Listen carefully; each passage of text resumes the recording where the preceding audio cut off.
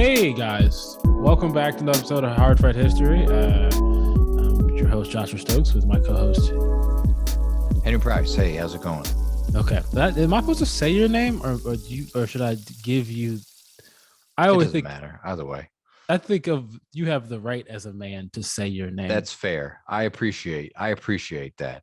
A And man has a right to say his own name. How and, about? Can we get behind all that? Can and we I think all we come can. together and I agree? think we can get behind certain rights of men. Yes. To say maybe we need to issue a declaration of the rights of men and women, and for that this matter, and neither or both. And this is our bad way of getting into the part 2 of the French Revolution.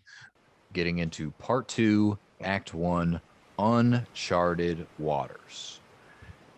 July through August of 1789, after news of the storming of the Bastille spreads throughout the country, there's what's known as the Great Fear in the countryside. Nobody knows. Okay, people know more or less what happened, but they don't know why. So there's plenty of room for speculation. There's rumors of foreign invasion or groups. The people think that groups of armed brigands are coming to kill them as well, that there's just this unleashed horde of civilians coming for them and wherever. They don't know that it's kind of limited the Bastille, at least for now.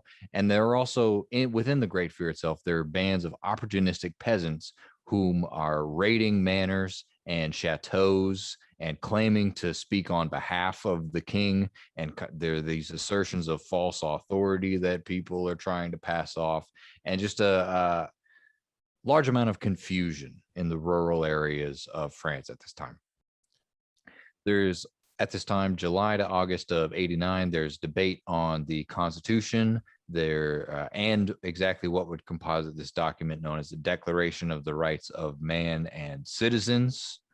A lot of the issues that they're discussing at this time are whether or not to give the king a veto, exactly how representative whatever legislative body would be issued should be, whether that legislative body should have 1 or 2 chambers. And there's also I don't remember exactly what it was called, but it's the Committee of Public Safety before the Committee of Public Safety. There was this proto CPS, so to speak, a committee that could, I think, like search people's mail and monitor who like whatever prominent citizens left the city or entered the city, something along those lines.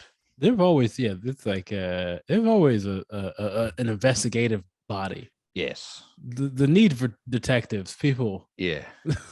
Just keeping tabs. Yeah, just keeping tabs. Don't worry about why. We haven't gotten to why yet. We're just keeping an eye on everything. The trench coat. Order, I got my trench coat turned up. Yep. And that's, yeah.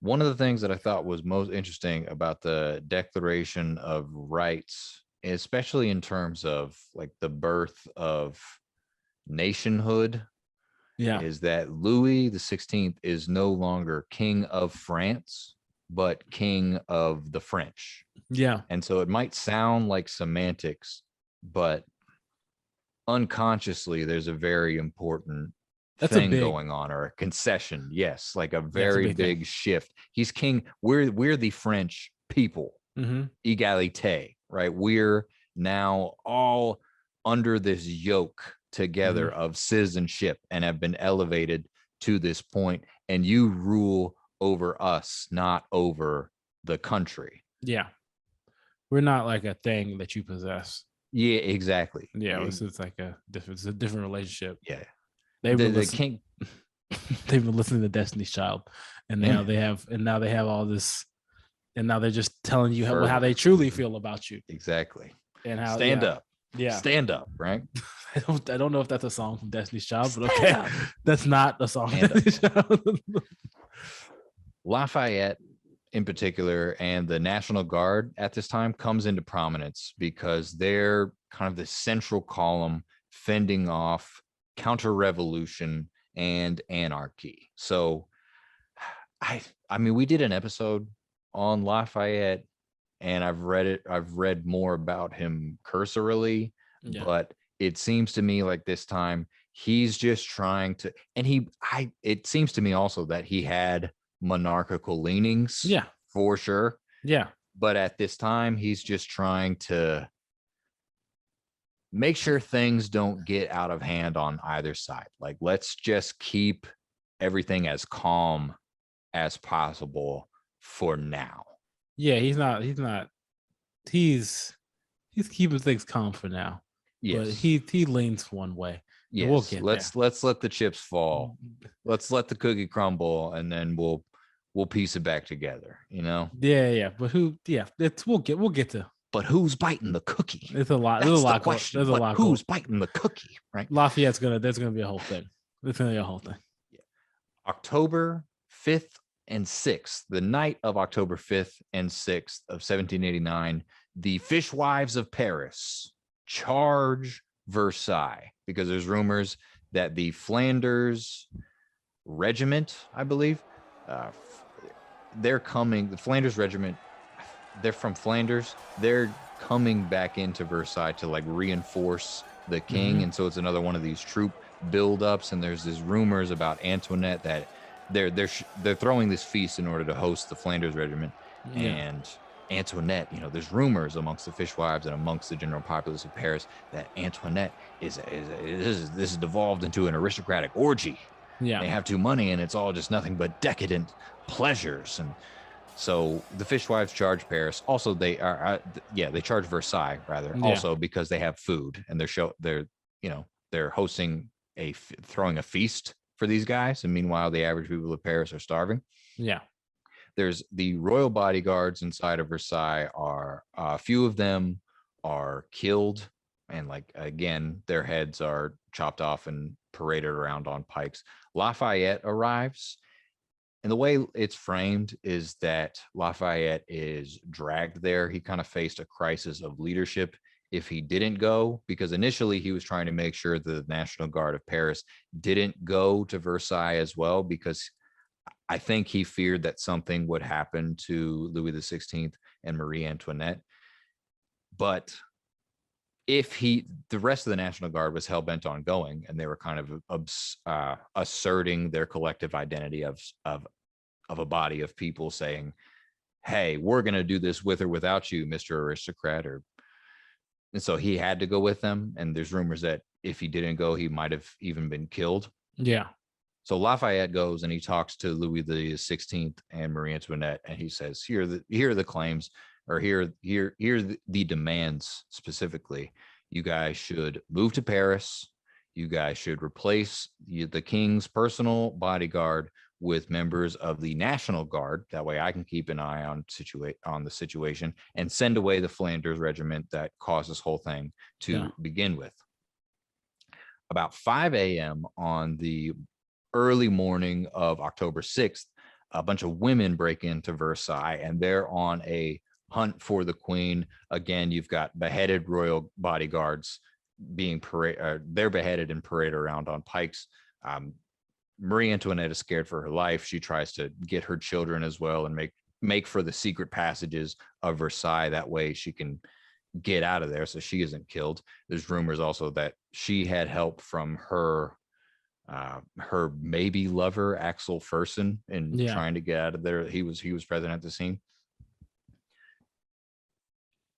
And this is all resolved early morning of October 6th. Again, Louis XVI, he appears on a balcony, says, we're going to relocate to Paris after all. And there are cheers from the crowd. And Marie Antoinette also appears with her children, and appears basically more like a queen of France than she ever had before, is how it has been framed, because the people, they went from trying to kill her to celebrating her in this strange way. It's also the first time they've probably ever seen her in real life. Maybe, yeah.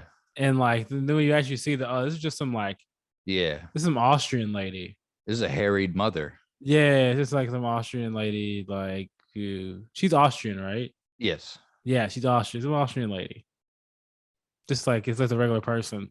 Yeah. And not like this like crazy person from that we've seen in the press as this literal demon. And it turns out who just is gobbling dicks. They're just saying she's just gobbling dicks. She's like a dick goblin monster. Yes. She's like, oh, that's just yeah. This is some lady. Just a normal human being. Yeah. This is They treated her like she was Hillary Clinton. Basically, yeah. Only, you couldn't see her on the news. You had no video of her. You just had all of these images of her as a harpy. Yeah, and except Hillary Clinton has some actual things, some policy things. Let's not talk. Let's move on. Yes, that is true. Marie Antoinette, as far as I know, just was purported to have spent a lot of. She did spend a lot of money. Yeah, she spent cash. She's fucking queen. But she's also very young. She's also kind of born into the lifestyle. And didn't know it. Imagine if Paris Hilton were queen, but they had no concept of, but wasn't smart. Is that even? I don't want to say Antoinette wasn't smart because she was smart. I don't know her. Good PR. I have no idea who she is because I've never met her. Anyway, October 23rd of 7. But I'm sorry. The point of the Fishwives March on Versailles is that the royal family relocates to Paris, and Paris is the hotbed. It's the capital, obviously, and this is where all the shit's going down. Yeah. And they're off at Versailles, which had been established by Louis XIV, specifically to get away from the people and away from all of the activity of Paris as this large estate in the country, because it was close, but it wasn't too close. You know what I mean? Yeah. And now they're moving back to the center of action where they can be kept an eye on. Yeah. So October 23rd of 1789, the National Assembly issues the Declaration of the Rights of Man and the Citizen. Eventually, I didn't really get a chance to read a whole lot about it. From what I remember, it's fairly accommodating still to the bourgeois liberal class. Like, it ensures a right to own property and also just general liberties like freedom of speech and whatever else. But from what I remember, it's not as radical as it has been. Eventually, titles are done away with, even though many of the people passing this decree had titles themselves. So they're kind of stripping themselves again to show that this is not, strictly speaking, a public reaction against aristocracy. It's kind of, I don't want to say aristocracy committing self-harm, but aristocratic modernization, not necessarily class struggle, right? I mean, if you kind of follow the kind of pattern of leftist movements from what we've seen, from what I've read, not anything from it always starts with people who are of the upper middle class, or kind of up of the kind of wealth, where they shouldn't really have these opinions, but they've learned about them. And they're now they kind of, when they take power, they kind of try to spread that to the rest of they try to get people into it and then spread it to the rest of the country. So I don't know. Maybe it's just rich kids who went to college for too long. Yep. Stripping themselves of the title. But are still young, and their dad's basically telling them you don't know what the hell you're doing. And it's you're an aristocrat. You don't know what you're doing. I know better. And it's you're voting against your own interests here. And it's I've got the interests of the people in mind. They haven't had their idealism stripped of them quite yet. Not all of them, but I don't think they also realize that they're not, how much of their status is owed to not their own industriousness, but to I get the image of a bunch of dudes maybe trying to outcompete the other in terms of fervor. Yeah. And maybe that can be a through line throughout this series, but you got a bunch of hot-blooded idealists.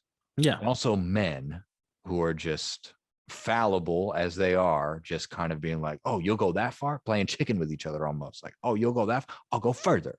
Oh, well, I'll go further. Well, I'll go even further, and just sort of this bucking match almost. Against the monarchy and with this specific context around it. Yeah. Speaking of, there are these new clubs that emerge to that purpose. There's the Society of Friends of the Constitution. There's the Club of 1787, and perhaps, definitely, most famously, there's the Jacobins. Jacques Necker, comes to the assembly. He explains that the government is still bankrupt and they want to impose a 25% income tax payable over 4 years on the entire populace. And the Marquis de Mirabeau, he denounces it.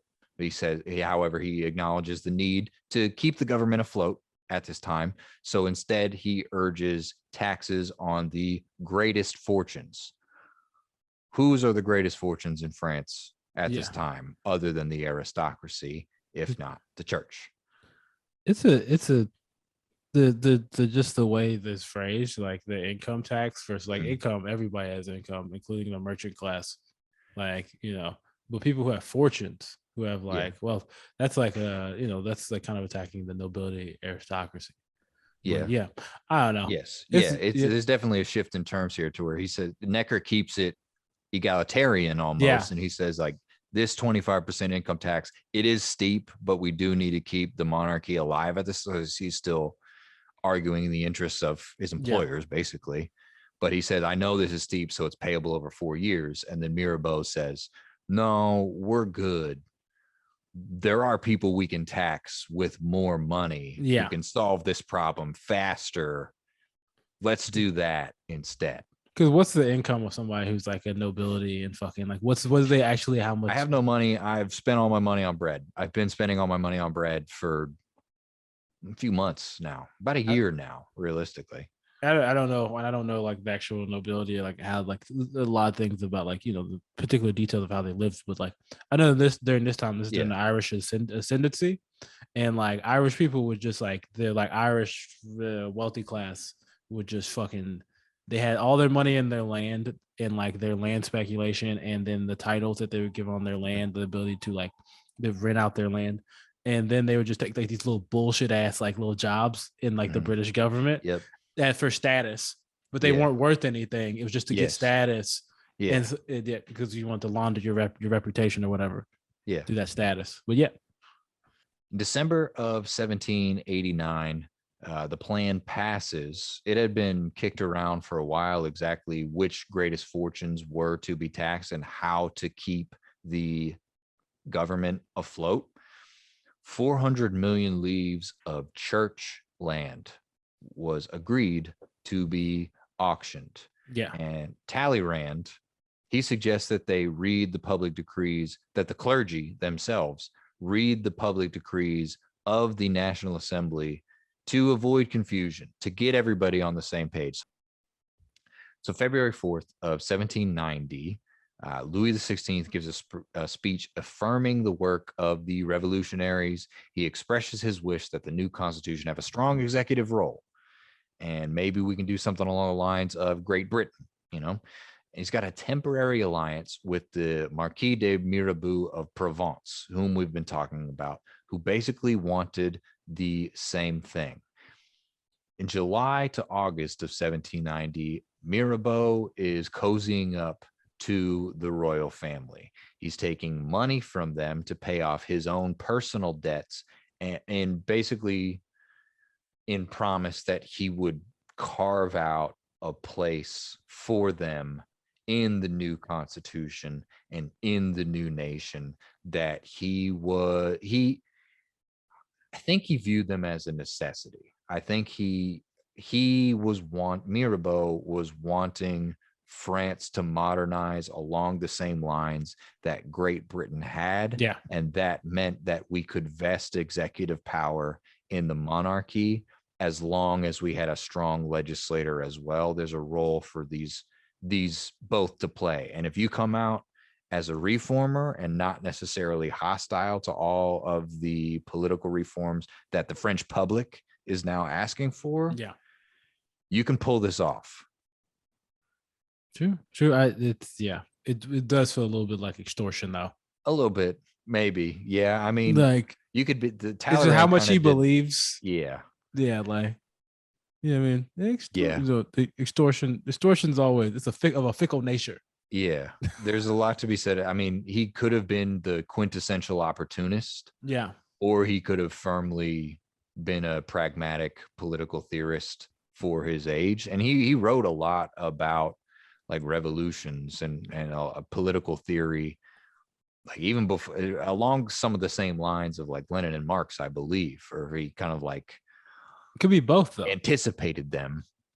Could be both though. Yeah, for sure. I mean, making the best of, if you're good at something, never do it for free. He didn't Like, do, he paid off his debts with them. So like, yeah, he did okay for him. So he did what he had to. did And he's arguing also in favor of kind of this placation of people who were more left than he was. One of his, it's not his most famous quote. It's a quote of his that I really like. yeah. He says, Jacobins in the ministry would not be Jacobin ministers.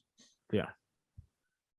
He's also in favor of a new assembly, maybe removing the meetings of the National Assembly to somewhere other than Paris, because he's predicting that the Paris Assembly is eventually going to reach a deadlock. And that if the king appears again in favor of these reforms, but also calls for a new assembly and relocation, they can circumvent the Jacobins and the more militant elements within Paris itself.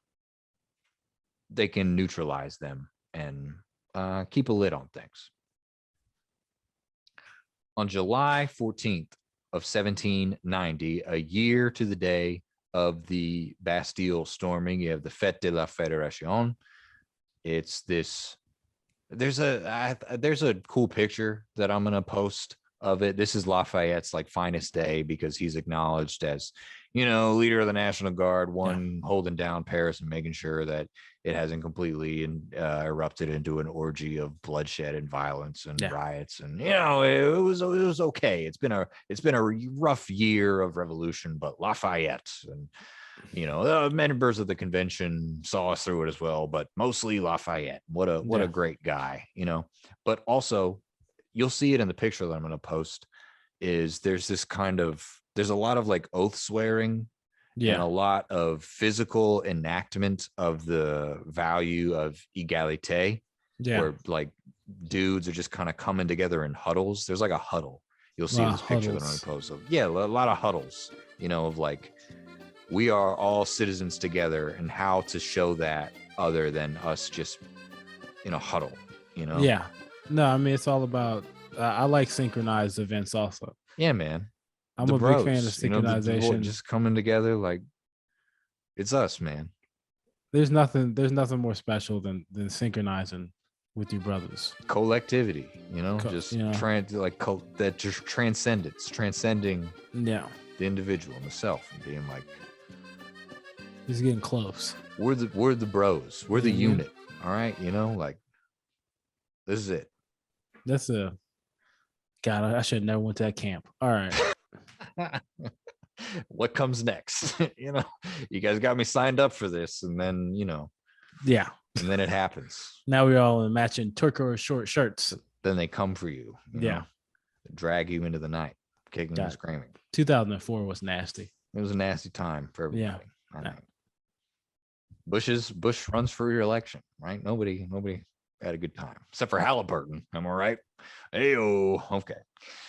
Another thing about the Fete is it's a collective outpouring of patriotic fervor. It's this kind of conversion of all this the uncertainty and fear of the past year into outward expressions of solidarity. We are France. We are the French nation, and that's new, and that's cool, and that's something worth celebrating. So let's do it. The same month, July of 1790, the civil constitution of the clergy is presented to the assembly. This would require that bishops be elected and required to take an oath. I believe that oath is to the nation of France in particular, and this is a real wedge issue throughout France, because you're asserting the right of basically French nationalism against the papacy of Italy. And like the Italy, I don't know what it's exact. I don't know if it appoints the clergy, but there's still strong ties, including financial and social, to the papacy of Italy, Yeah, even within France. And this would basically require them to say, you're loyal to France first, not yeah. the Vatican. That's that's like the. I mean that then like it fucks up their allegiances. Yes. Also, like because there's a lot of these places are not France isn't Protestant, Yeah. but yeah, I know. Like I was again reading this thing about Mm. Irish history, and I know that they didn't like the Catholics because they it Mm. was the Catholics of Ireland would align with the Spanish Yeah. against the English Mm. because they were more aligned, under the Pope. Yeah. So Yeah. yeah, Yeah. so It's this like the clerical class is like, yeah, the king's cool or whatever, as long as the king of France asserts the right of yeah, us to exist. Well, we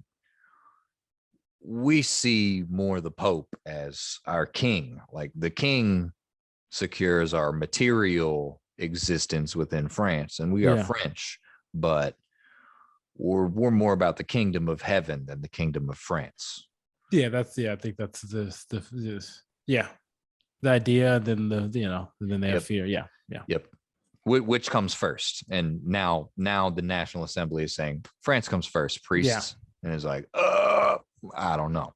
yeah, A lot of the lands put up to auction by the National Assembly in order to finance the government, they're bought off by well-off bourgeoisie, which makes sense, rich peasants or industrialists. Basically, anybody who had the money. So the pre-existing upper crust, yeah, they kind of were the ones who um, advanced the most. They had the most to gain by the sale of church lands. They were the ones who benefited the most from this. It wasn't necessarily the underclasses, but just a reshuffling. yeah. It's what's the massive sell off of Russian assets called? Privatization. Soviet assets or the privatization. I forgot Yeah, what the the term. both the waves of privatization that they have were obviously the people who. Yeah, that's a good analogy. That's a Yeah, good. and yeah, the people who get it are the people who can secure it. Yep. Yep. We've got these massive estates that Yeah, we've now thrown the people who used to run them out of power. The cost is exorbitant. yeah, Who's doing well in a period of famine? yeah, Anybody? Well, I'm doing okay. There's not going to be a lot of people. yeah, The parliaments are done away with, these judicial bodies, to be replaced by constituent assemblies. And there would be elections that would take place to staff these constituent assemblies. So now you've got this legislative body. So there is a democratization taking place. Something else that's notable around this time, around the Fete, is that there's merchandising, especially amongst the artisanal class, most amongst the artisanal class.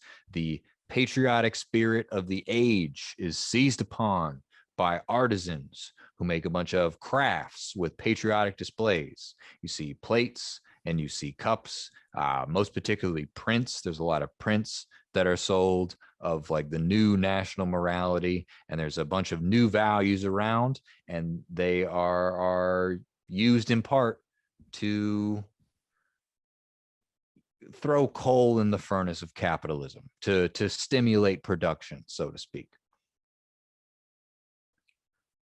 August of 1790, the Jacobin membership, or the membership in the Jacobin Club of Paris, is at 1,200 individuals with 150 rural affiliates.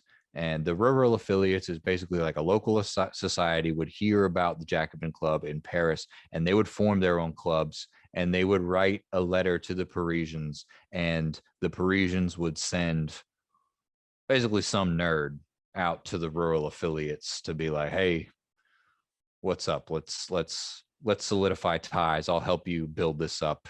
Here's what we're doing. It definitely varied by, I mean, it could come down to even a personality. Like yeah. if there was somebody in one of these rural affiliates who was a more talented orator than some other province, then they could strengthen the membership of their individual Jacobin club and so on. Yeah. There are some really talented orators that emerge from these clubs, because oratory is like a very new thing at this time. I think we talked about it the last episode, is that these, you were used to a priest standing in a pulpit. You weren't used to a dude standing on a table. And that's new and that's novel. And so people flock to it. And then the culmination of ideals. And this is my bailiwick, is that they're not really that talented. Is that the first is people are just now hearing people for the first time like talk about these kind of things in languages that they can understand.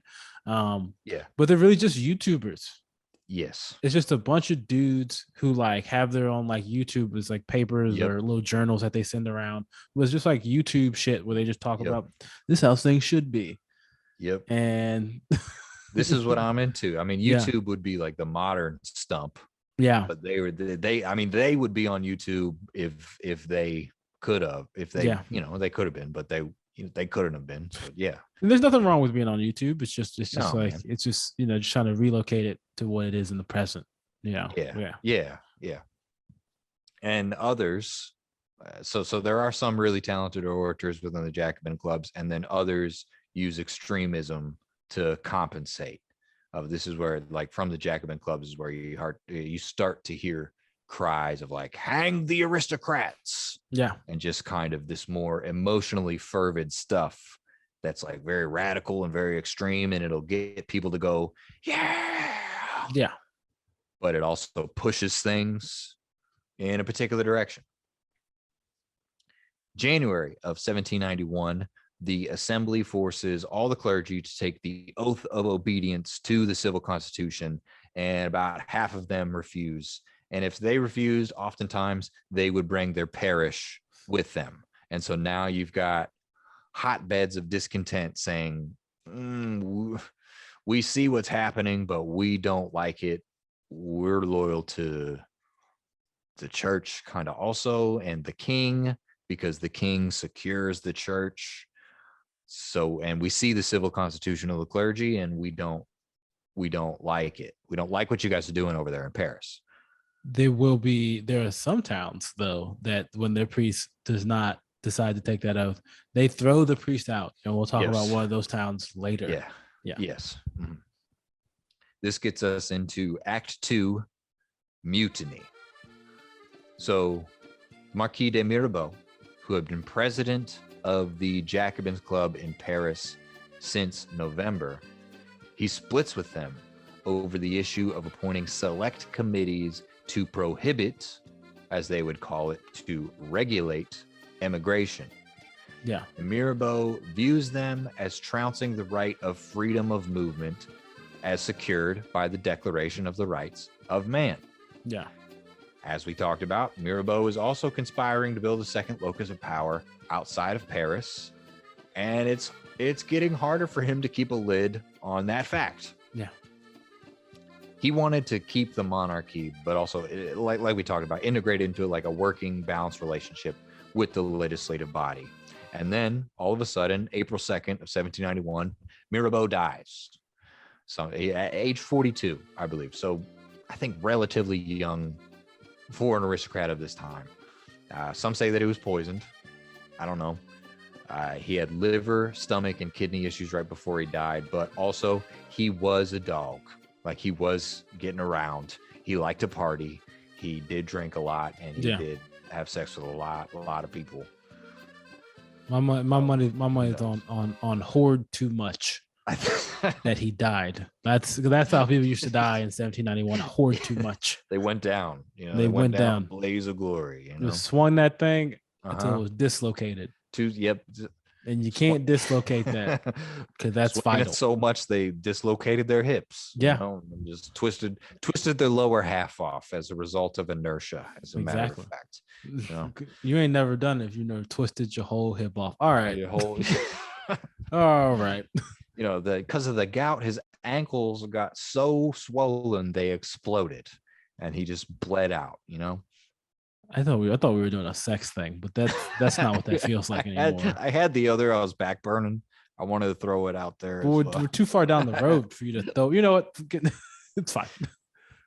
April 18th of 1791, with the Assembly's permission, so the National Assembly signs off on it, they relocate. I think they were at the Tuileries. I'm not sure. King and Queen, which Tuileries, it's like Tuileries Palace was destroyed in 1871, but it was like right next to the Louvre where the Tuileries Garden is. Yeah. King and Queen, they want to relocate to St. Cloud, which is like I think like a 30-minute drive now from the Tuileries. So like not exactly Versailles, but a little bit outside of the loop, so to speak. Yeah. And then the National Assembly signs off on it. But the National Guard won't let them leave. And they even go so far as to threaten their leader, Lafayette, when he tried to clear a path for them. So Lafayette gets out in front of the National Guard, says, oh, this is the King and Queen. They're relocating to St. Cloud. It's cool. The Assembly signed off on it. And the National Guard, asserting their strength as a collective body, is saying, no, they're staying here. Yeah. So that being said, after April, you have June 20th and 21st, or the night of, is the flight to Varennes, as it's known. The royal family decide to leave France entirely. I think Antoinette was talking to her brother, Emperor Leopold II. Yeah. That they were going to link up on the Austrian border and Austria was going to take care of business. It was, they like take off and they're like in like this, like just like a German carriage. Berlin. And like, which is a nice carriage. Yeah, but it's slow. It's slow, but also they're dressed as servants. Yeah. So why the fuck are these servants going, and they go through and they stop for breakfast? Yep. At Chalon, they're on road. They stop for breakfast, which takes a while. It makes them miss their first handoff to an armed escort, because the armed escort is waiting around, and then things get too hot for the armed escort to be there without things looking weird, I'm pretty sure. Yeah. And so they're like, I gotta leave before this looks suspicious. The royal family stops again at Varennes, where a mob had assembled, which is why it's called the flight to Varennes, because that's as far as they get. From my understanding, I forgot they get stopped by like some type of like guard guy, and he like looks at, he's like, this makes no sense because they're dressed as servants. Yeah. And then then he kind of like rings the alarm. The thing about Varennes that particularly that's interesting is Varennes is one of these towns that like when their priest decided not to take the oath, they threw their priest the fuck out of the town. Like it's a town that like has an active military. They have like 2 different companies of like their own like national militia, and they also like the towns around it. This is from the People's History, but Haslam book. Also were like very good at sending troops to that town. So it was like the perfect militarized ass town that you did not want to be in, that was like very anti-royal. Yeah. And organized. So they just luck of the draw. Yeah. Yeah. I read that the bear line that Antoinette insists on, it was the reason she does so is that it can accommodate the whole family, and she doesn't want to leave the children at these admittedly scary ass times. Yeah. So it makes sense. No, it makes sense. But it's slower. And so going down the road, that's one of the reasons that they missed the handoff, aside from stopping for breakfast, which admittedly pretty dumb. Yeah.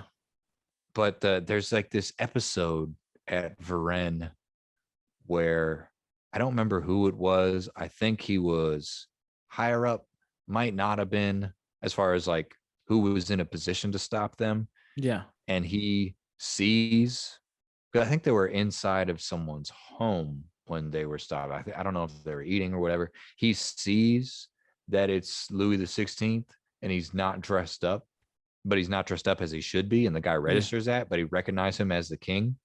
And he instinctively like gets on a knee in front of Louis the 16th.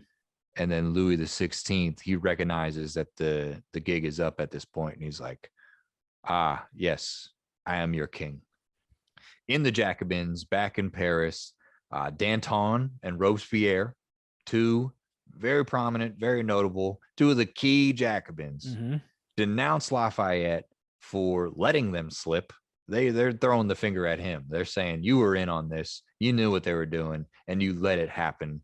Robespierre, in particular, saying that Lafayette would pay for this treachery with his head, And this is letting it be known. This is like big dog, like posture and like type shit. Yep.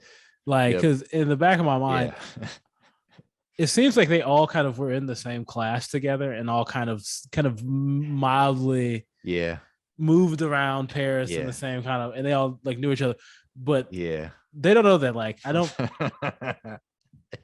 I see what you're saying. So like they're just like, yeah, fuck you, dude. This is it. Let these fucking people go, and that's gonna get me more power. Yeah. But at the same time, like he did let them go.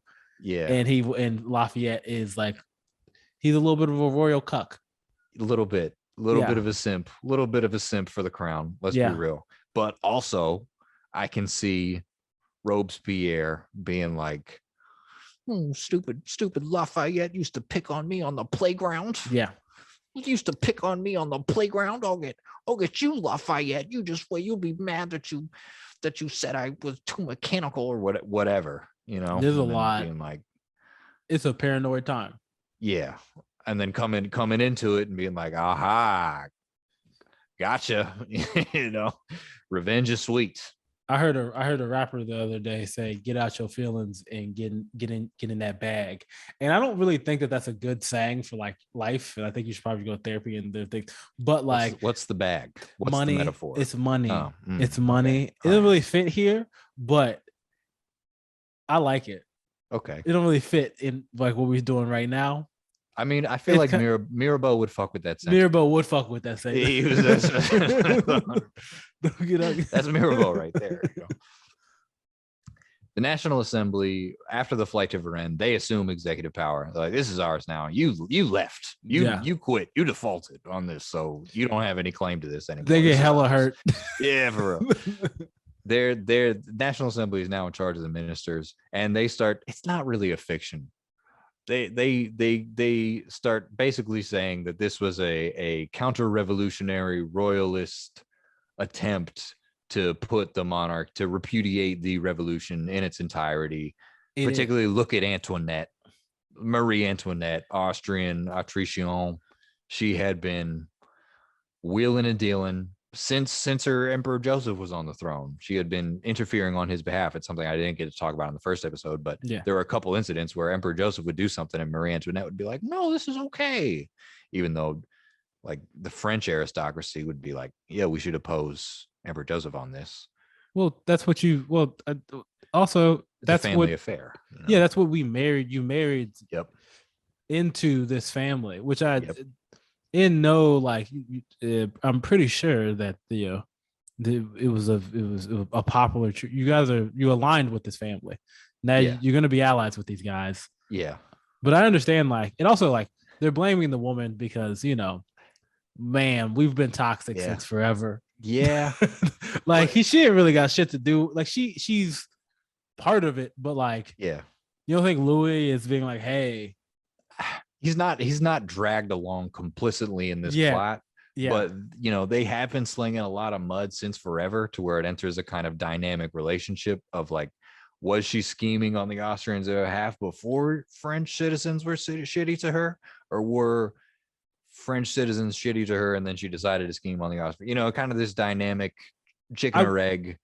I would say they're not wrong in saying that Marie Antoinette was conspiring to remove them to Austria to get them. No, for sure she was doing that, but also that kind of revokes her place. I'm saying her whole role in her marriage is as a Austrian envoy. Oh yeah. So what you think she's not going to conspire? She's an Austrian envoy, basically. That's what she's there for. Yeah. This is an open back channel. Yeah, I thought you guys knew. This is like what this is. this might only be new to you guys. You know?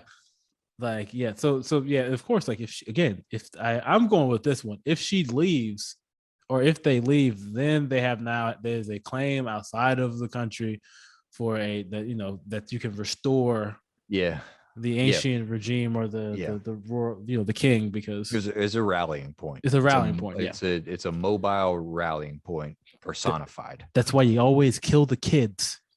Man. That's why they did that in the Soviet Union. Yep. They wiped out everybody. It's the only way you can do, because then there's no claim. There's no claim to the throne. No you claim got to no the throne. Who's blood. gonna claim the throne? You got to put that blood on the altar, man. You want to claim everybody who's claiming this throne is getting shot in the back of the head. Mm-hmm. Do you want to claim this throne? You want to claim it? You want it? You can have it. Like, yeah. So that's, man, I got really intense right there. Yeah, man. But you're not wrong. Yeah. Okay. If they want to, can't suppress the truth. Okay. Yeah. July 17th, very next month, 1791, the Cordeliers Club, which I think is like a little bit further left than the Jacobins. Cordeliers circulates a petition demanding that the king be deposed. They take it to the Champ de Mars, and they're collecting signatures from citizens in the area and agitating. National Guard comes by. They arrest two suspicious-looking people. I don't remember how or why they look suspicious, and they hang them publicly. There's about 50,000 demonstrators in the area, who clash with the National Guard, and things escalate because the demonstrators throw rocks to the National Guard. National Guard, they've got guns, so guns beat rocks. They fire on the crowd, and there's some dead bodies. Lafayette persuades Bailly, the mayor of Paris, to declare martial law. The National Guard swoops in, cleans it up, puts things down, and it's one of these things that like helps prevent this slide into Parisian anarchy. But clearly things are becoming a little more unstable. And you have Lafayette there trying to hold everything together. And at some point, you can't hold it no more, big dog. Yeah, we've sniffed you out, Lafayette. Yeah. We know you're royalist scum, man. You've done things. You're trying to stop anarchy, but what you don't understand about here, what you understand about what's going on right now, is we want anarchy. Yeah, I want that. You just gotta let it flow, man. You're standing in the way of progress, man. This is what we have to do. We have to tear down the old nation in order to rebuild from the new soil. It's that Maoist. It always goes back to Mao, dog. You gotta tear down the old. You gotta destroy. Construct the new, man. Mm-hmm. You're standing in the way. You don't know what you're doing. You think you trying to hold it together? Yeah. We will be reborn from the ashes. Yeah. Don't you understand? You're interfering with the innate cycle, bro. Like literally, people are saying that to him, and he's going like, "What the fuck is going on? What?" Like, I'm getting tired. I want, but he gets out okay, as we've talked about. Yeah. August of 1791. There's the Pillnitz Declaration. Pillnitz is, I don't know if they'd call it a suburb. It's like a very small town outside of Dresden. I guess you could call it a suburb of Dresden. It's like Western Germany. It's an alliance between Emperor Leopold II of Austria and the traditional enemy of the Habsburgs of Austria, their traditional enemy being Hohenzollern Prussia. Prussia is Western Germany. Germany is not Germany quite yet. Prussia is just Western Germany, ruled by King Frederick William at this time. The Pillnitz Declaration between the Habsburgs and Prussia is declared specifically against the revolutionary government, because they see all of this anti-monarchical sentiment as a threat to their nations, because they're monarchies. Yeah. No. I mean, they know who their ops are. They see what's happening. Yeah, they see. Like, they're very aware. This can only, Pandora's box has been opened. We gotta kill this idea, or lest it germinate where we are. Ferment where we are. Real late for that, but that's a little bit. Yeah. But they're gonna try. Yeah. This is why. Yeah. September 13th, 1791, King Louis XVI accepts the Constitution. I don't know if he had much of a choice after he tried to flee the country. He kind of had to do whatever. See, you see how you put that shotgun on me? Yep. For protection at one time. See, I'll put that shotgun on you now. You see, you made this mistake. You took a nap. Yeah. And I picked it up, and now look who's on top, What was weird about him accepting the Constitution is that it's still pretty, it's okay towards him. It's still pretty favorable towards him. He's still commander in chief. He still leads the army. The legislative assemblies that they were designing at that time were only open to landholders. King Louis XVI's ministers could still defend legislation within those legislative bodies, so they still have the right to advocate on their own behalf. The king could also still appoint ambassadors, so they still spoke Yeah. on his behalf. Pretty sure he still had a veto, so it's not quite untenable for him yet, which is also like against his credit because he does shit the bed a number of times. It's gonna ramp up. It's gonna ramp up here, because even at this time, it seems like they still didn't want to get. I feel like they were like close to getting rid of him. Like the people may have been thinking that, but like the people within the general, like within the legislature are just like, we're trying to still figure out, but it's about to ramp up here. Yeah, pretty quickly.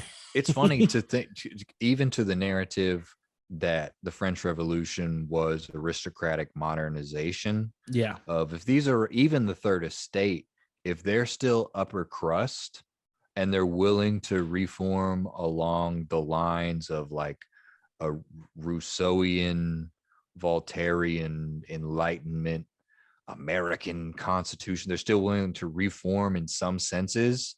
That French monarchical tradition still holds very strongly, perhaps in the unconscious. To the majority of them are not still thinking of a nation without the king. Yeah. You know, and so it's like we can advocate for these legislative reforms and we can adopt as much liberalism as is warranted for our time, but not without the king still. So it's still like there's still this unrootable seed within them, you know, that's saying like, this gets us into Act 3, Commandeered. From October to December of 1791, King Louis XVI is beefing with the Legislative Assembly. They want him to issue a statement saying that some of the émigrés, which are aristocrats who had escaped France, royalists, some of which are agitating for invasion of France by like Austria or Prussia, wherever they had ended up, saying that the Legislative Assembly wants the émigrés to return. And if they didn't, that meant forsaking not only the property that they held, but the property held by their families. So again, you see this land grab, this power grab by the Legislative Assembly. Yeah. Louis XVI vetoes it, but he also discourages the émigrés from attempting any sort of excursion against France itself. So he's kind of playing both sides. Is he's playing? He's playing both sides, saying like he might be publicly saying like, "Hey, no excursions." Oh yeah. No veto. Sure. Wink, you know. Yeah, please help me. Late November, non-juring priests, which are priests that had not sworn an oath to the French nation, their late November, their stipends are cut off. They're given 8 days to come in compliance with the laws or be declared in conspiracy against the nation. December of 1791, the ministry begins requesting specie to pay for a war mobilization. And it seems anomalous. It seems weird. It seems ill-advised to issue a declaration of war as a revolutionary government at this time before you're on your knees right now. You're trying to get on your own 2 feet and stand, and you're not even fully standing yet. You're not even walking yet. You're on your knees still, and you're like, to war, you know? But it makes sense if you think about it as like an ideological inevitability, because there are these royalist émigrés abroad who have power and money and connections and are saying, hey, you guys should invade France and put the royal family back on the throne because this shit is crazy and I'm worried that they're going to take all my stuff. Understandably. However, from the extreme left, they're wrapped up in their own rhetoric and they're saying, we are citizens, we are the oppressed, we stand for all of the oppressed, and we are all joined together under this yoke of oppression and should rise up against all of the upper class even if they're in a different country. So this is a class struggle. They're busting it wide open. They're kind of tearing down the borders of the nation and saying, we need to spread this as far as can be done. It's a is a reason why Karl Marx is publishes all the stuff out of Paris. Well, he's German, Yep. but like that Paris is the heart of communism. Yeah, that's where communism kind of Marxism and all these things. The ideas are in Paris, so yeah, it has a firm. There's a lot of stuff that they're saying that's just like, oh, you guys are like, close to communism. Yep. And if my favorites are when they like, you'll read these kind of opinions of these people at this time, and they'll have like these incredibly amazing like socialist ideas, and then have this one fuck off like, but at the same time, hey, we should keep the slaves in Haiti. There were still some barriers to be broken down.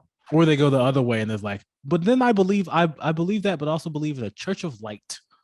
Yep. And I believe in a light that light is undefined because they're just creating. It's the whole thing. Just some freewheeling ideas, just raw experimentation. What will come from the pen? What will the ink provide? What will be birthed from the ink? Like, you can definitely tell what writers had threesomes during this era. Okay, fair enough. Yeah, you can definitely tell who was in the gardens having threesomes, and you can tell who wasn't.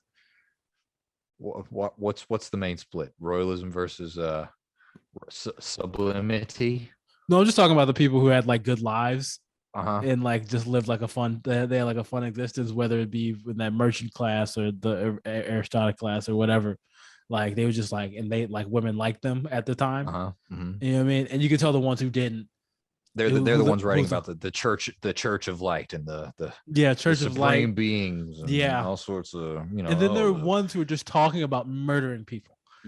Okay, I see what you're saying. They're definitely like let's loosen things up. You need to get laid, bro. You need to come. You need to let Mirabeau take you out. All right, but hey, brother, you need to date yourself. Yeah, man. How about you go on a date with yourself and figure out what's going on? We'll take you at all the hot clubs. We'll make it happen for you, man. We'll let you see the Church of Light.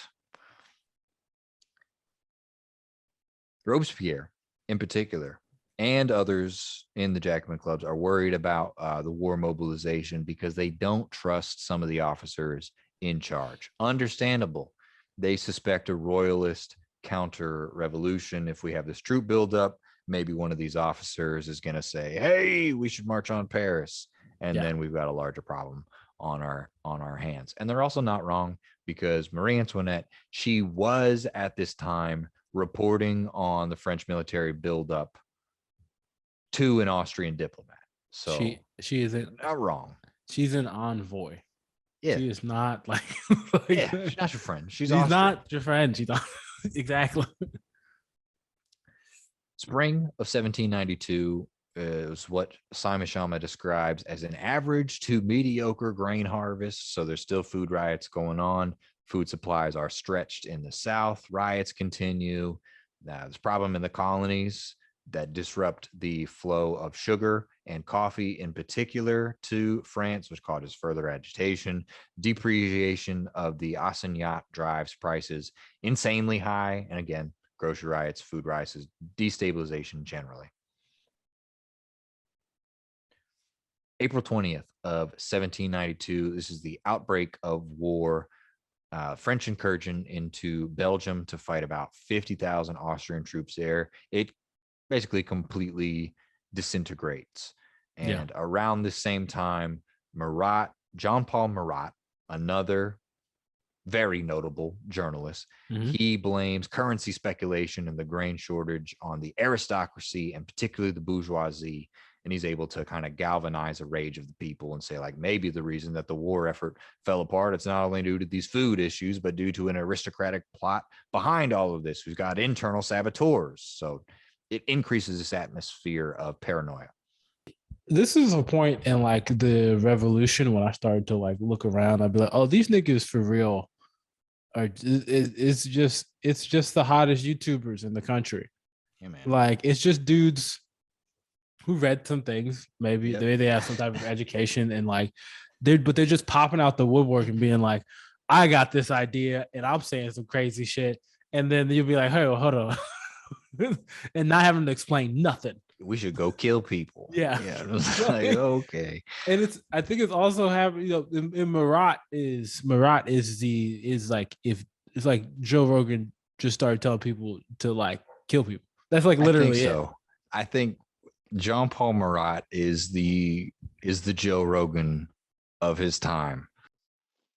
Around this time, April of 1792, a little bit before, you see the outbreak, the emergence of the sans culottes, which translates into without breeches. Yeah. This is a mixed bag of artisans, journalists, and shopkeepers, and intellectuals, and some bourgeoisie.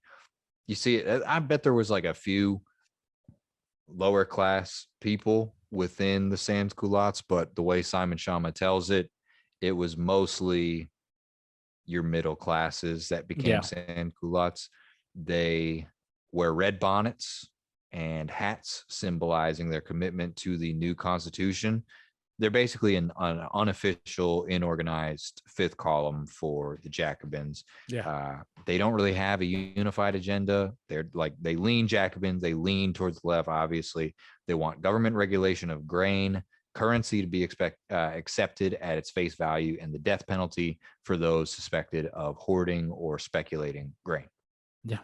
Sans culottes, I think it means like without, like breeches. Without, with the breeches are like the weird like skirt pants that they used to wear back in the day. A lot of those are silk, or they're made out of silk. And they also wear the red hats. They called the Phrygian hats, Phrygian cap, Frisian, which like I think Frisian, which is worn by people in Rome to let people know that hey, that I am a free man, just in Republican Rome, and specifically given to slaves who had just been freed. So it's like super symbolically, but also like the without breeches and like, the sans culottes are popular in Paris. Yeah, I think they're very. I think they're across the country, right? They like there are other pockets that merge up. There are pockets, but then there's places like Lyon that don't fuck with that.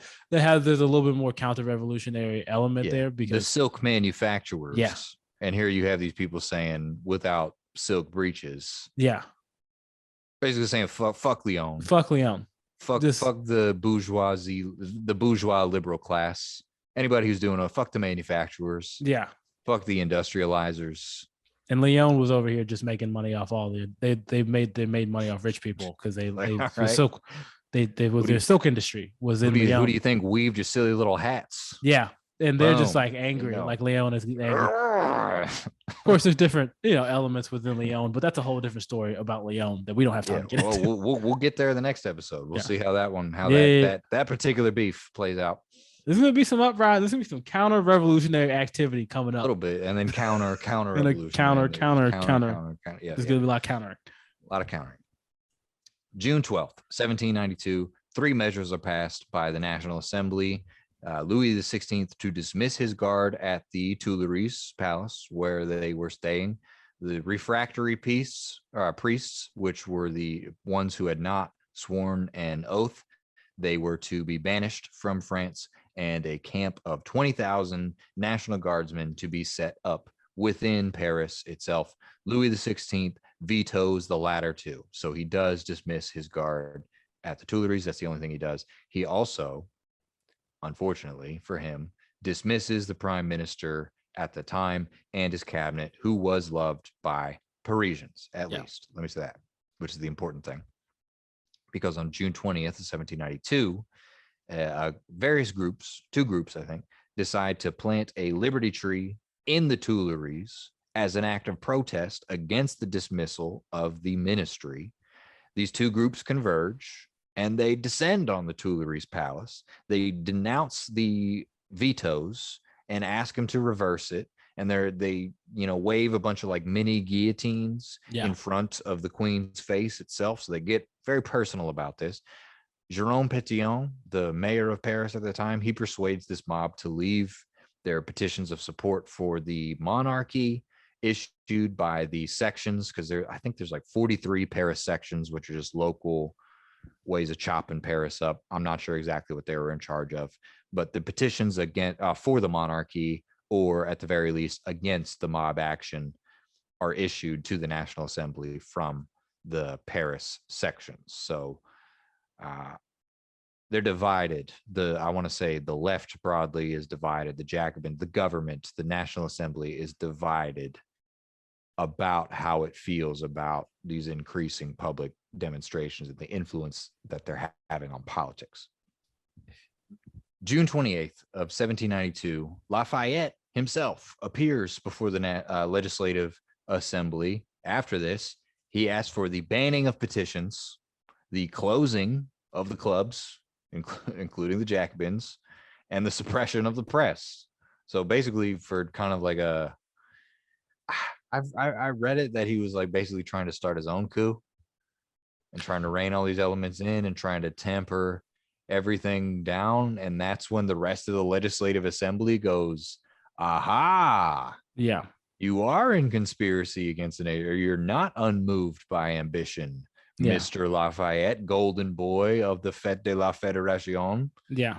We got you, sir. And then he's like, well, I'm going to get out of here. I'm going to go back and fight the war and do my duty for my country and the French nation. And then he ends up in Olmutz prison in Chechnya, which you could argue that he's an emigre, not in those exact words, but he messed up, and he saw that he messed up, and he was like, let me take my chances in a foreign prison because I might get killed here. Yeah. Let me wait this out. Yeah. Not necessarily the hero of two worlds as he's always been portrayed to be. Yeah. Or as we've portrayed him to be. As a matter of fact, it's not my fault. It's not my fault. Source. Never mind. Okay. Don't worry about it. You're spiraling, Doug. You're spiraling. Shit. All right. July 1792. There's a changing board going on in Paris. There's moves on the chessboard. Danton, Camille Desmoulins, Maximilien Robespierre are consolidating power. Danton, he builds up a popular military force, kind of making a composite out of volunteers from the rural branches of the Jacobins, some sans-culottes, some sympathetic National Guardsmen. Meanwhile, the king is bringing in more fédérés, which are Swiss troops, into Paris. So there's just a buildup on both sides. August 3rd of 1972, you have the Brunswick Manifesto. It was written by Émigré Marquis de Limon, which asked the French people to rise up against their oppressors. And because it's written by an émigré, what they mean is to rise up against the revolutionary government. Yeah. And it threatened very violent subjugation, I believe, by the Prussians, because I'm not sure. I think it was the Duke of Brunswick who issued the manifesto, and he was a Prussian general. And so he was basically saying, if you guys don't overthrow the revolutionary government right now, if the revolutionary government doesn't capitulate, I'm going to come in there and I'm going to shut it down for you. Yeah. Yeah, this is that time. This is that time before, like, when a war is happening, like when Ukraine and Russia, then people thought America was about to go to war in Ukraine. Yeah, for a little bit. It's like that. There's a lot of whispers going on. Yeah, a lot of people just saying things. Yeah, but this in Paris lit the keg because the Jacobins and the revolutionary government generally knew that retaliation, or at least thought retaliation, was imminent. So that being said, they might as well escalate the situation and meet the challenge. And there's a big shakeup in Paris itself. There are desertions from the National Guard, like the National Guard itself is split. And so on August 10th of 1792, there's a riot at the Tuileries Palace. There's a clash between the people and the royalist forces. I actually read that Louis XVI, he commands the Federes, the Swiss troops, to not fire, to stand down at some point, and then they're swarmed by the mob and very violently mutilated. I'm not going to get into a lot of the detail, but Yeah. very, very violently mutilated. Like the people descend on the Swiss guards and tear them to pieces, quite literally. Let's put it this way: these are people who know how to butcher a hog, and butcher a chicken. Learned in the arts. Yeah, they're very familiar with Yeah. with that style of butchery. Yeah. After the riot, which comes out like a triumph for the revolutionary government and a further relegation of the king and the monarchy, the Constituent Assembly is to begin work on another constitution, stripping the king and the monarchy of some of his power, which he had under the former constitution. So they're re-engaging in nation building, renegotiating their identity. An insurrectionary commune is set up at the Hotel de Ville, which gives orders to the new National Guard. I don't know if they're quite that new, but they're new under this government. They establish a military tribunal responsible for carrying out punishment of the conspirators of the royalist plot of August 10th. So they frame it in terms of, oh, well, the king was about to launch a coup against us and break out civil war against us, when the way Simon Schama tells it, at the very least, is that they were the ones who were plotting to take over the government on August 10th, and they're just kind of projecting their own scheme onto the other side and using that as a pretext for a purge. Well, then also that I would argue that they think that they think that the other side is doing that also. Yeah, there's paranoia. There's a lot of paranoia going on. Yeah, they're not wrong. Neither side is really wrong. What was going on. It's just that August 10th and Jacobins and the revolutionary government, the people, did it first, and then they did the purge that the other side would have done if it did the coup first, but it didn't. Everybody has bad intentions here. There's no good guys. There's no for the good guys. Innocence is gone. It's not feasible in this situation. Comité de Surveillance, the committee of surveillance, it could arrest and detain and interrogate suspects without due process. So we're just rounding up counter protests of June 20th and shutting down all of the royalist presses. The third week of August 1792, a guillotine is set up in the Tuileries Garden. The first victim of the guillotine is Louis Culottes d'Angremont. It's a National Guard secretary and administrator accused of taking part in this royalist conspiracy of August 10th. And the public is encouraged to watch the spectacle, because what a sight. I mean, it's just for a little bit of guillotine history. Invented by Dr. Joseph Guillotine, also the man who recommended the tennis courts to meet for the famous tennis court oath. He created the guillotine because other execution styles were too brutal, which I heard that and I was like, oh, that's funny. That's funny that it's getting your head chopped off. That's not. And then I read a little bit more. About some of the ways they would take people out, and can give me the guillotine. Jesus Christ. We're gonna get to something called the bathtub of France. Mm-hmm. And the national baths. The national. It's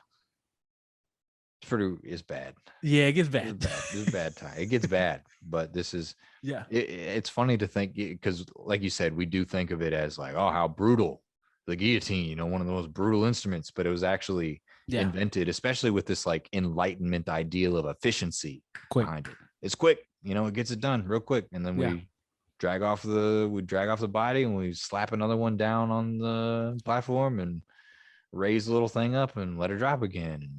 This isn't I would get the hands clapping. Guillotine over that tub.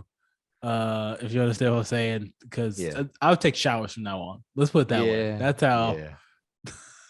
I'll do the guillotine. It seems, if anything, just to experience the few seconds of bodilessness, that would be sublime.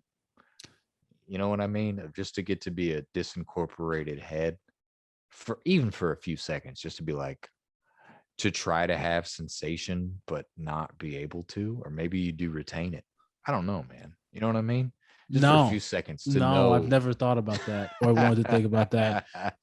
And guys, that's been part 2. We got more heads. We got more heads. Heads will roll in part 3, because the commune, the Paris Commune, who's like the primary organizer of the coup, they're now on top. Yeah. Like the National Assembly tried to take them down, tried to be like, this was an insurrection. And the Paris Commune said, it denounced their denouncement and said, you're against the nation, and like employed that rhetoric. And then the assembly fell into line. So now you've got the Paris Commune acting as the executive branch. Yeah. And we'll see how it shakes out, because, I'm excited to see how part 3 comes, because part 1 to part 3, we're talking about very, very different things. Yeah. The death rate is going to the violent death rate is going to increase. Yes. The starvation death rate, the death rate of people starving and dying, it's we acknowledge that, but it's a pretty steady pace. But as far as violent deaths, it's gonna get sticky. We're going there. Yeah. On the next episode of Hard Fight History, guys, we want to thank you for listening. You can find us at Hard Fight History on YouTube, Facebook, Instagram, Twitter. HFH Podcast on Twitter, actually. Yes. You can find me at Joshua B. Stokes on Instagram and Twitter. Henry, where can they find you at? I'm just Henry E. Price on Instagram. And if you want to follow the business, that is Blush Daisy on Instagram as well. Yeah, buy a girl some cute stuff, or buy some cute stuff for yourself, or buy your partner some cute stuff, whatever you feel. It's all the same to us. It's all dollars. It is real fire. It is fire. And the ladies do love it. And ladies do love it. She's brilliant. All right. Well, check them out. Thank you guys for listening.